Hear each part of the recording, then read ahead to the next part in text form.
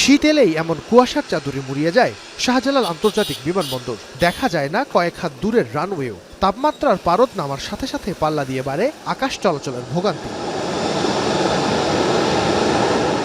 ঘন কুয়াশায় অবতরণ করতে না পারা উড়োজাহাজগুলোকে গিয়ে নামতে হয় মিয়ানমার কিংবা ভারতের কোনো বিমানবন্দরে। উড্ডয়নের জন্য সিগন্যালের অপেক্ষায় থাকতে হয় ঘন্টার পর ঘন্টা, আর তাতেই শিডিউল বিপর্যয়। এয়ারলাইন্সের বাড়ে খরচ, ভোগান্তি বাড়ে যাত্রী। শাহজালাল আন্তর্জাতিক বিমানবন্দরে আধুনিক ল্যান্ডিং সিস্টেম না থাকায় এই ভোগান্তি বয়ে বেড়াতে হচ্ছে দীর্ঘদিন ধরেই। বর্তমানে দেশের প্রধান এই বিমানবন্দরে instrument landing system ILS category 1। তাতে একটি উড়োজাহাজ অবতরণের জন্য কমপক্ষে 600 মিটার ভিজিবিলিটির প্রয়োজন হয়। শীতের কুয়াশায় সেই শর্ত পূরণ না হওয়ায় হরহামেশাই ঢাকার ফ্লাইট ডাইভার্ট করতে হয় অন্য বিমানবন্দরে। এয়ারলাইন্সগুলোর দীর্ঘদিনের দাবির মুখে গেল সরকারের সময়ে ILS ক্যাটাগরি 1 থেকে 2-তে উন্নীত করবার ঘোষণা দিয়েও আধুনিক করা হয়নি এই সেবা।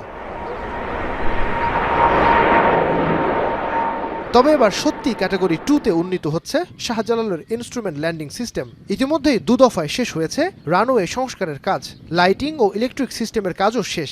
এখন শুধু অপেক্ষা টেস্ট ফ্লাইটের। বেবিচক বলছে দ্রুতই ক্যালিব্রেশন শেষ করে ডিসেম্বরের মাঝামাঝিতে আসবে ILS ক্যাটাগরি 2 এর চূড়ান্ত ঘোষণা। আমাদের প্ল্যান ছিল নভেম্বরের শেষ সপ্তাহে বা নভেম্বরের মধ্যে শেষ করা, বাট এখন যে ক্যালিব্রেশন ফ্লাইট ওনাদের আবার স্কেজুল আছে, তো ওনাদের স্কেজুলটা আমরা ডিসেম্বরের 8-এর আগে দিতে পারছি না। আমরা এই নভেম্বরের ভিতরে আনার চেষ্টা করছি। যদি আনতে পারি তাহলে আমরা দ্রুত ডিসেম্বরের, হয়তো নভেম্বরের শেষে অথবা ডিসেম্বরের মাঝামাঝি ভিতরে কমপ্লিট করে ফেলতে পারবো আশা করতেছি।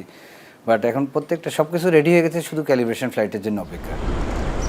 তাতে রানওয়ে ভিজিবিলিটি নেমে আসবে 600 থেকে 300 মিটারে। এতেও যদি ফ্লাইট নামতে না পারে তার জন্য সপ্তাহে 4 দিন চট্টগ্রামের শাহ আমানত আর 3 দিন সিলেটের ওসমানী আন্তর্জাতিক বিমানবন্দর 24 ঘন্টাই খোলা রাখবে বেবিচক। শাহজালাল বিমানবন্দরের নির্বাহী পরিচালক বলছেন ILS ক্যাটাগরি 2-তে উন্নীত হলে ঘন কুয়াশাতেও সহজ হবে ফ্লাইট ওঠানামা, কমে আসবে ফ্লাইট ডাইভার্সন। ঘন কুয়াশার যে সিজনটাতে ILS 1-এর থেকে ILS 2-তে ডাইভার্সনগুলোর সংখ্যা অনেক কমে যাবে এবং আমরা আশা করছি আমাদের সেই সাথে আমাদের যে ডাইভার্সন অল্টারনেটিভ এয়ারফিল্ড যেগুলো চিটাগং এবং সিলেটে সেগুলো খোলা থাকবে এবং আমরা আশা করছি আমাদের ডাইভার্সনগুলো কমে যাবে। 300 থেকে 350 মিটার পর্যন্ত ভিজিবিলিটি থাকলেও আমাদের এয়ারক্রাফটগুলো ল্যান্ড করতে পারবে। তবে এর থেকেও যদি কমে যায় ভিজিবিলিটি, তখন তাদেরকে ডাইভার্ট করতে হতে পারে। দেরিতে হলেও বেসামরিক বিমান চলাচল কর্তৃপক্ষের এই সিদ্ধান্তকে স্বাগত জানিয়েছে দেশের এয়ারলাইন্সগুলো। 2-তে যে ডাইভার্ট হতে চাচ্ছে কিংবা চেঞ্জ করতে চাচ্ছে, এটা আসলে আমরা পজিটিভলি দেখছি। এবং এটা হলে যে সাময়িক যে আমাদের যে ব্র্যান্ডিং ইমেজটা ক্ষতিগ্রস্ত হচ্ছে কিংবা আমাদের বিজনেসের উপর যে প্রভাবটা পড়ছে, সেই প্রভাবটা থেকে আমরা বলবো যে ওদের ভবিষ্যতে হয়তো মুক্ত হওয়ার একটা সম্ভাবনা আছে। ক্যাটাগরি 3 হলে আরও ভালো হতো, but then still it is a progress যে আমরা ক্যাটাগরি 2-তে যাচ্ছি। পার্টিকুলারলি এই জিনিসটার রিকোয়ারমেন্ট হয় হচ্ছে উইন্টারের সময়, যেহেতু ভিজিবিলিটি ড্রপ করে ফগের জন্য। সো 1 থেকে 2-তে যাওয়ার ফলে যে মিনিমাম রিকোয়ারমেন্টটা একটু কমে আসবে and that will add the flexibility. এই কারণে কিছু ট্রাফিক হয়তো ডাইভার্সন, যেটা অন্য ক্ষেত্রে ক্যাটাগরি 1-এ থাকলে ডাইভার্সন হয়ে যেত, সেই ট্রাফিকগুলো হয়তো এখন কিছু ট্রাফিক ক্যাটাগরি 2 মিনিমাম আন্ডারে will be able to approach the airport and make a safe landing.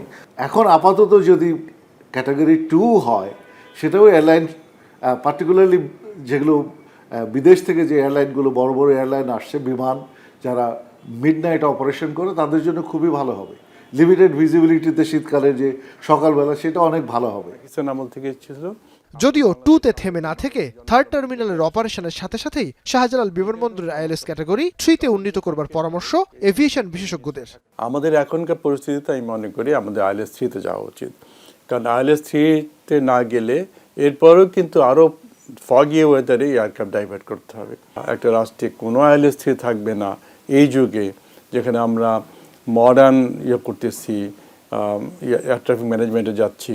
তো এই জিনিসটা আমার মনে হয় তাদের উদ্যোগ নেওয়া উচিত। অ্যাটলিস্ট ওয়ান অফ দি এয়ারপোর্টে বাংলাদেশে ILS ক্যাটাগরি 3 থাকা উচিত। নাইম আবির, এখন, ঢাকা।